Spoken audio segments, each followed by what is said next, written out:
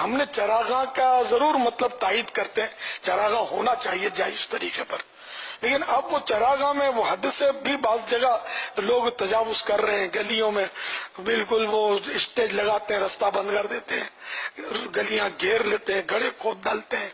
وہ بانس گاڑتے ہیں اس میں، اور پتہ نہیں کیا کیا، اور کان پھاڑ آوازوں میں وہ نعتیں چلا رہے ہوتے ہیں۔ تو اس طرح مطلب حقوق عامہ تلف کرتے ہیں، حقوق العباد پائمال کرتے ہیں اور لوگوں کو تکلیف دیتے ہیں۔ جشن ولادت یہ نہیں ہے، جشن ولادت تو ہماری آنکھوں کی ٹھنڈک اور دل کا سرور، اور جشن ولادت وہی جشن ولادت ہے جس سے مسلمان کے دل کو، بدن کو، روئے روئے کو راحت پہنچے۔ یہ ایک ایسا جشن ولادت ہے کہ اگلے کی نیند اڑ جائے بیچارے کی،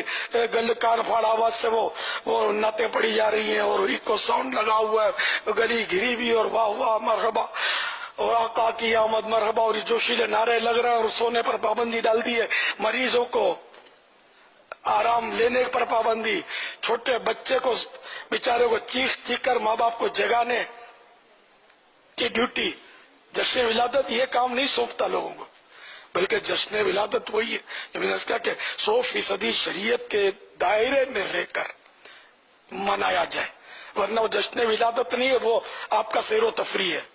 وہ اس میں کوئی وہ ثواب کی امید نہ رکھیں بلکہ گناہوں کی صورتیں واضح ہیں اس میں۔ تو ہم جشن ولادت اس لیے کرتے ہیں کہ ہمیں ثواب ملے، ہمارا رب راضی ہو،